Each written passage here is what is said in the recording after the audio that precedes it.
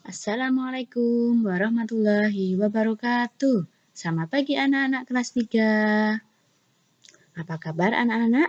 Semoga anak-anak selalu sehat, ceria, dan semangat. Tetap semangat ya belajar di rumahnya.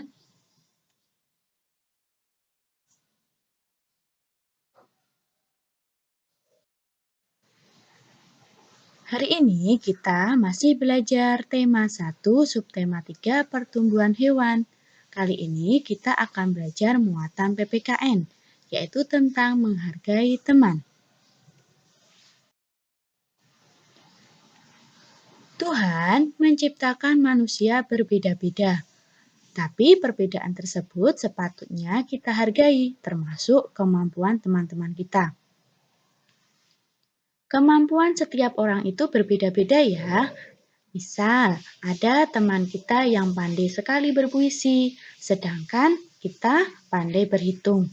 Lalu ada teman kita yang lain pandai melompat.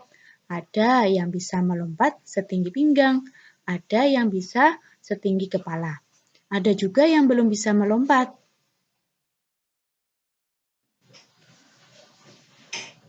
Nah, perbedaan kemampuan teman-teman tersebut harus kita hargai dan tidak perlu dipermasalahkan ya. Sikap saling menghargai perbedaan, menyayangi, dan menghargai teman termasuk pengamalan sila kedua Pancasila yang berbunyi kemanusiaan yang adil dan beradab. Masih ingat lambang sila kedua apa? Ya, betul. Lambangnya adalah rantai emas. Cara menghargai perbedaan kemampuan teman. Apa saja? Yang pertama, tidak mencemooh atau menghina kemampuan teman. Misalnya kemampuan temannya baru segitu, belum bisa yang lebih. Kita tidak boleh menghina, cuma segitu, nggak boleh ya. Tidak boleh meremehkan kemampuan teman. Misalnya temannya hanya bisa apa tadi? Hanya bisa melompat setinggi pinggang terus kamu ejek, diremehkan. Tidak boleh, siapa tahu nanti dia dengan berlatih kemampuannya akan meningkat. Yang ketiga, tidak boleh menghina kemampuan minat teman. Ya, kita tidak boleh misalnya kesukaannya apa, kesukaan olahraganya misalnya berbeda dengan kita, tidak boleh menghina. Kita tidak boleh menghina perbedaan kemampuan atau minat teman kita.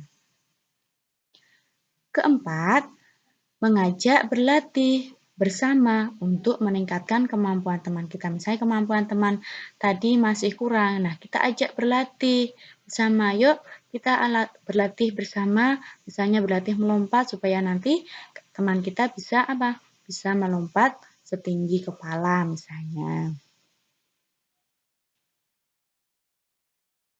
Kelima, memberikan saran yang baik untuk teman kita yang kemampuannya masih kurang. Misalnya kalian beri nasihat kemampuannya yang masih kurang supaya kemampuannya nanti meningkat. Bagaimana memberikan saran yang baik? Saran, apa saran? Saran adalah pendapat atau anjuran yang disampaikan untuk dapat dipertimbangkan sebagai cara untuk menyelesaikan masalah. Jadi saran adalah pendapat ya. Cara memberikan saran untuk menghargai perbedaan antara lain sebagai berikut. 1. Ucapkan dengan bahasa yang sopan. Bahasanya yang sopan, kemudian sikapnya yang santun dan tidak menyinggung perasaan. 2. Beri solusi atau beri sarannya yang paling mudah untuk dilakukan. Ya, karena kemampuan teman tadi berbeda, jadi berikan solusi yang kira-kira mudah dia lakukan. 3. Tidak boleh memaksakan saran untuk diterima. Kita ngasih saran, nggak boleh harus begini loh. Kalau kamu mau kemampuannya meningkat, nggak boleh begitu ya. Tidak boleh memaksakan. Kita hanya memberikan saran. Kalau tidak diterima, tidak boleh memaksa atau tidak boleh marah. Memberi dan menerima saran.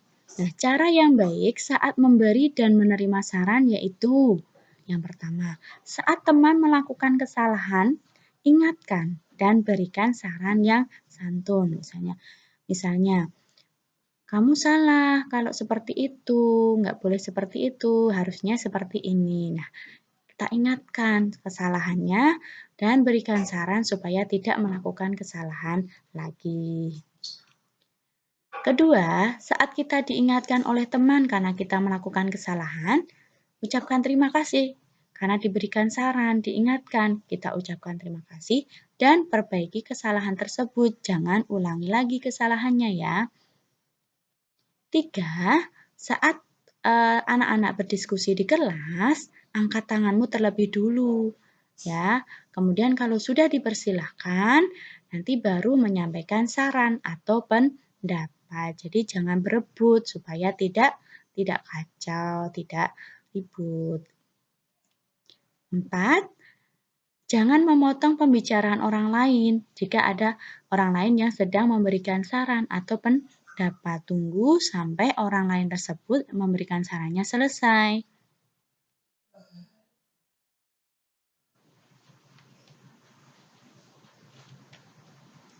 Mengapa kita harus menghargai teman? Ayo, mengapa? Kok kita harus menghargai teman itu kenapa? Karena menghargai kemampuan teman memiliki banyak manfaat. Ayo, apa manfaatnya? Menghargai kemampuan teman memiliki manfaat sebagai berikut. Yang pertama, kita akan memiliki banyak teman. Ya, karena teman tadi kan merasa dihargai, aku dihargai oleh temanku yang itu. Terus kemudian akan memiliki banyak teman. Kamu akan disukai oleh teman tersebut. Kedua, terciptanya rasa saling menyayangi, ya. Tadi menghargai kemampuan teman berarti kamu menyayangi temanmu, ya, saling mengingatkan dalam kebaikan itu akan menumbuhkan rasa saling menyayangi. 3, dipercaya teman. Jadi ketika kita dihargai, kita akan merasa dipercaya oleh teman kita. 4, tidak terjadi pertengkaran karena saling menghargai tadi ya, tidak menimbulkan pertengkaran. 5, disenangi teman ya. Merasa disenangi ketika dihargai, disayangi, dihormati, itu akan merasa disenangi oleh teman kita.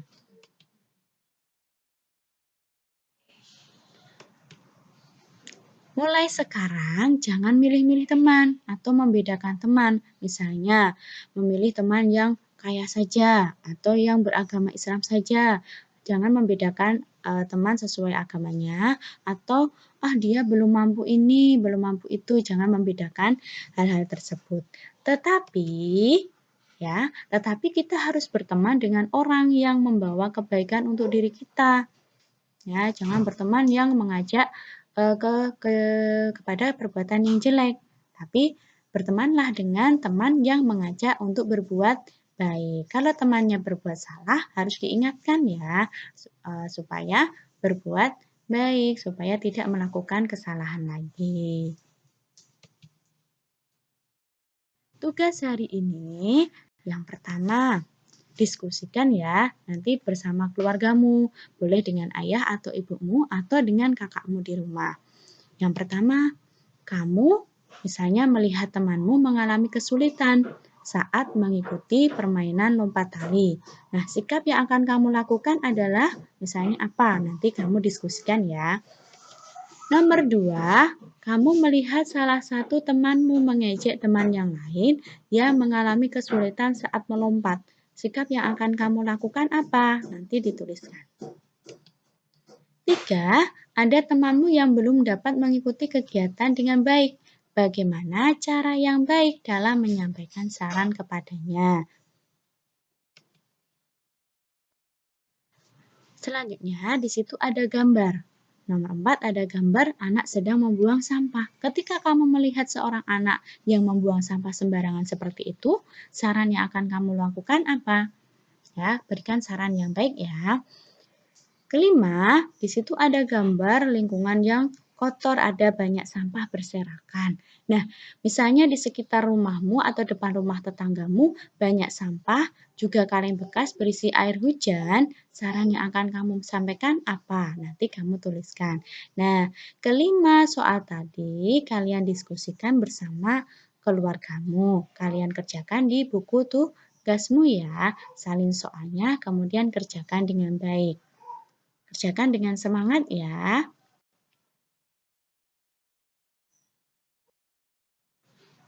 Terima kasih. Wassalamualaikum warahmatullahi wabarakatuh. Tetap semangat.